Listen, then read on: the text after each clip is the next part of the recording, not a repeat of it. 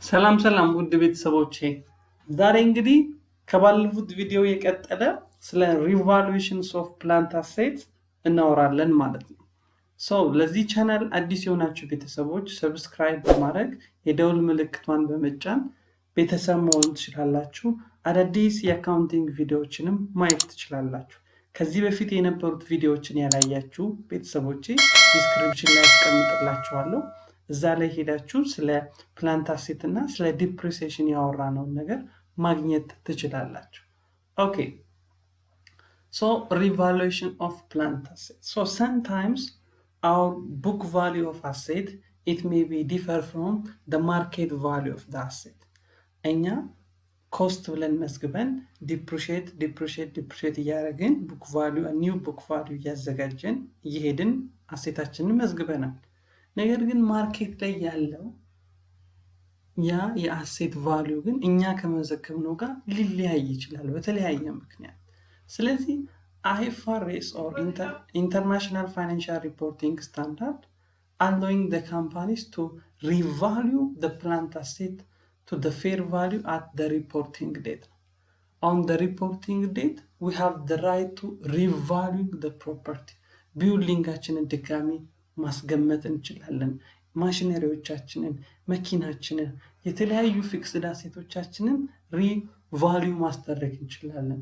እኛ ቡክ ቫልዩ ብለን ከመዘገብነውና አሁን ማርኬት ላይ ካላቸው ገበያ ላይ ካላቸው ዋጋ ጋር ሪቫልዩ ማስደረግ እንችላለን። So the companies that choose to use the revaluation framework, it must be revaluation procedure መጠቀም አለበት። And if the revaluation used, it must be applied to all assets in the class of asset, and asset experiencing rapid price change, it must be revalued on annual basis.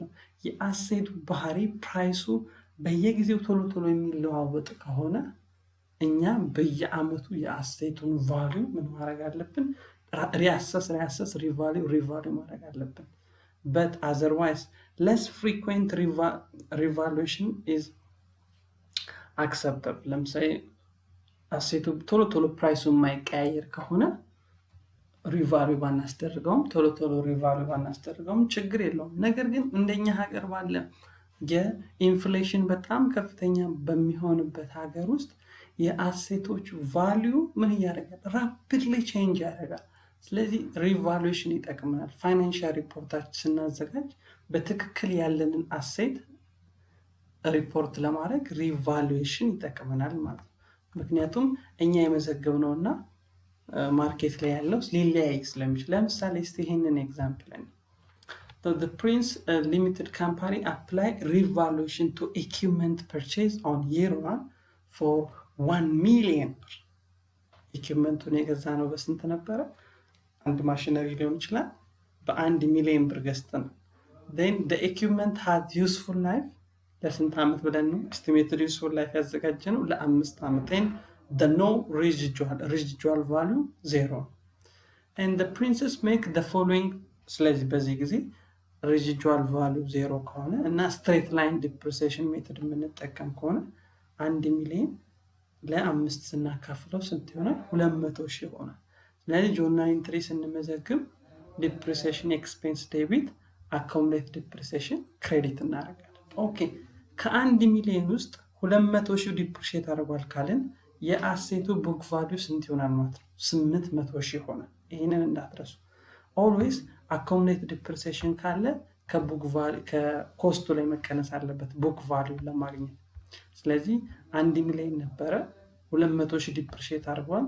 then the new book value of the asset is 800,000. but at the end of year 1 independent እዚች ጋር አሴት አድርጉልኝ ይቅርታ። at the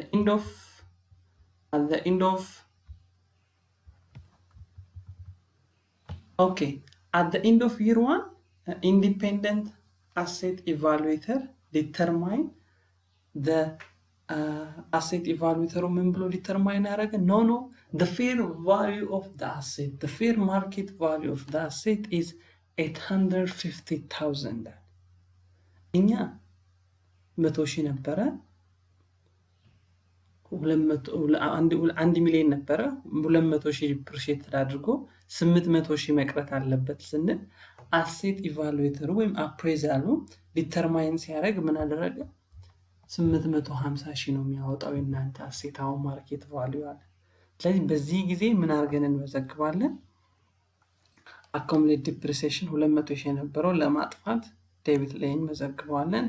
then equipment 150,000 revaluation surplus አግኝተናል። ምክንያቱም እኛ 800,000 ነው ብለን አሴት ኢቫሉዌተሩ ግን ስንት ነው የሚያወጣው አይደል 850,000 እኛ ከገመትነው በላይ ስንት ያወጣል ማለት ነው የኛ አሴት 150,000 ያወጣል።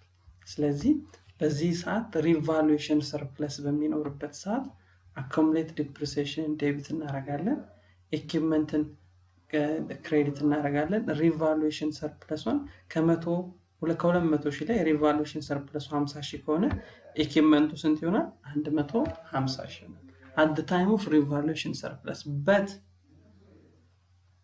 impairment losses ቢመጣ ለምሳሌ እኛ 800,000 ብለን ገምተን 700,000 ቢያወጣ ወይ 600,000 ቢያወጣስ እሱን እናየዋለን። ነገር ግን the new base of the asset አዲሱ የአሴት ቡክ ቫልዩአችን 800,000 ሳይሆን ስንት ነው መሆን ያለበት በማርኬት ቫልዩ መሰረት 850,000 ነው። ይሄ ዲፕሪሲዬሽን ኤክስፔንስ ላይ ዲፕሪሲዬሽን ኤክስፔንሱ ኢንካም ስቴትመንት ላይ ሪፖርት ይሆናል። 50,000 other comprehensive income ላይ ሪፖርት እናደርጋታለን። then ለምሳሌ ሁለተኛው ዓመት ላይ ዲፕሪሲዬሽን ስሩ ብንባል 850,000 ሲካፈል ለ4 ስንት ይሆናል ዲፕሪሲዬሽን ኤክስፔንስ ማለት ነው 212,500 ይሆናል ማለት ነው። ኦኬ ቅድም እንዳልኳችሁ ግን assume that አንድ ብለን ገዛነው በመጀመሪያው ዓመት 2,000 ዲፕሪሺየት አድርጓል and እኛ እየጠበቅን ያለነው ቡክ ቫልዩ ስንት ነው 800,000 መሆን አለበት but the asset evaluator determined that the asset has fair market value is 775,000 775,000 ብር ነው ማለት ስለኛ 800,000 ያሰብን የነበረው አሴት አሁን ግን ማርኬት ላይ የሚያወጣው ስንት ነው 775,000 ነው። ስለዚህ በዚህ ጊዜ ምን አጋጠመን ማለት ነው ኢምፔርመንት ሎስ 25,000 ኢምፔርመንት ሎስ አጋጠመን። እኛ 800,000 ብለን ነበር አክቹዋሊ የሚያወጣው ግን 775,000 ነው። ስለዚህ በዚህ ሰዓት ምን አድርገን እንመዘግባለን አኮሙሌት ዲፕሪሲዬሽን በ200,000 ሪከርድ እናደርጋለን። ኢምፔርመንት ሎስም ዴቢት ይሆናል። then equipment credited by 225,000 ማለት ነው። ስለዚህ the new equipment value ልክ አንደኛው ዓመት ካለቀ በኋላ ትክክለኛው የኢኩዊፕመንት ቫልዩ ስንት ይሆናል ማለት ነው 775,000 ኢምፔርመንት ሎሳችን ኢንካም ስቴትመንት ላይ ኢንካማችንን ይቀንስብናል ሪፖርት ስናደርግ ማለት ነው። ስለዚህ በዚህ መልኩ ሪቫሉዌሽን እንሰራለን ማለት ነው። it may be revaluation surplus it may be impairment loss ከኛ ከገመትነው በላይ ሊሆን ይችላል ፌር ማርኬት ቫልዩ ወይም እኛ ከገመትነው በታችም ወይም በላይም ሊሆን ይችላል። ስለዚህ በዚህ መልክ እንመዘግባለን ማለት ነው። ኔክስት ከፕላንት አሴት ጋር በተያያዘ የምናየው expenditure during a useful life ነው። sometimes when we use the plant asset we may incur additional expenditure የተለያዩ ወጪዎች ልናወጣ እንችላለን ለመኪናችን ለቢልዲንጋችን ለኢኩዊፕመንቶቻችን ለማሽነሪዎቻችን የተለያዩ ወጪዎች እናወጣ። ስለዚህ እኚህን ወጪዎች ወደ ኮስት ነው የሚገቡት ወይስ ወደ ኤክስፔንስ ነው የሚገቡት የሚለውን መለየት አለብን። ስለዚህ በሁለት ከፍለን እናያቸዋለን ኦርዲናሪ ሪፔር ኤንድ አዲሽናል ኤንድ ኢምፕሩቭመንት ብለን ወይም ደግሞ ሪቬኑ ኤክስፔንዲቸር እና ካፒታል ኤክስፔንዲቸር ብለን እናያቸዋለን። ኦርዲናሪ ሪፔር የምንላቸው the expenditure to maintain operating efficiencies and productive life of the unit ያለውን ኢፊሺየንሲ ይዞ እንዲቀጥል ለምሳሌ መኪና ከሆነ በቃ የነበረውን ካፓሲቲ ይዞ እንዲቀጥል ዘይት እንቀይራለን የተወሰነ ነገር እናደርጋለን የተወሰነ ሜንቴናንስ አገልግሎት እንሰጣለን። ይሄ ኦፕሬቲንግ ሪፔር እንለዋለን ሪቬኑ ኤክስፔንዲቸር። ይሄ ከሆነ it must be considered as the maintenance and repair expense ያለውን ኦፕሬቲንግ ኤፊሺየንሲ እና ፕሮዳክቲቪቲውን ይዞ እንዲቀጥል ብቻ ከሆነ ወጪውን የምናወጣው። ነገር ግን የምናወጣው ወጪ the cost is incurred to increase የነበረውን ኢፊሽንሲ እንዲጨምር የነበረውን ፕሮዳክቲቪቲ እንዲጨምር ወይም የነበረውን ዩዝፉል ላይፉን እንዲያሳድግ ለምሳሌ ሜጀር የሆነ መኪናው የሞተር እድሳት ብናረግለት ወዴት ይሄዳል ማለት ነው? ወደ ካፒታል ኤክስፔንዲቸር ይሆናል። ስለዚህ ይሄ በዚህ ጊዜ ደግሞ ምን አድርገን የምንመዘግበው the cost of plant assets ስለሆነ አሴቱን ዴቢት እናደርግና ካሽን ወይም አካውንት ፔብልን ክሬዲትድ እናደርጋለን። ስለዚህ ኦፕሬቲንግ ሪፔር እና አዲሽናል ኤንድ ኢምፕሩቭመንት የሚለያቸው ዋነኛ ነገር this one ኦፕሬቲንግ ኤክስፔንስ የምንለው ለመለስተኛ ጥገናዎችና ሪፔሮች የምናወጣው ወጪ ነው።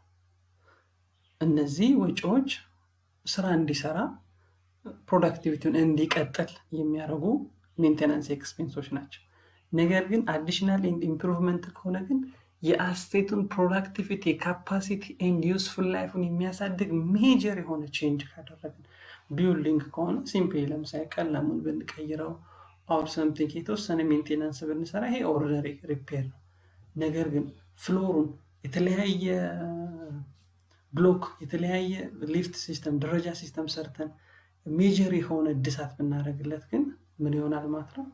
the additional and improvement ይሆናል ወይም ካፒታል ኤክስፔንዲቸር ይሆናል። ስለዚህ በዚህ ጊዜ ቢልዲንግ ዴቢት እናደርግና ካሽን ክሬዲት እናደርጋለን። በመጀመሪያው ጊዜ ግን ሜንቴናንስ በኦርዲነሪ ሪፔር ጊዜ ግን ሜንቴናንስ ኤክስፔንስ ዴቢት አድርገን ካሽን ክሬዲት ነው የምናደርገው ማለት። ስለዚህ በዚህ መልክ ማየት እንችላለን ማለት ነው። ኦኬ ኔክስት ፕላንት አሴት ኤንድ ዲስፖዛል ይዤላችሁ እመጣለሁ። ከተጠቀምናቸው በኋላ አሴቶችን በምን አይነት መልኩ እናስወግዳለን፣ እንዴት እንመዘግባለን የሚለውን ይዤላችሁ እመጣለሁ። እስከዛው ሰብስክራይብ ማድረጋችሁ፣ ላይክ፣ ሼር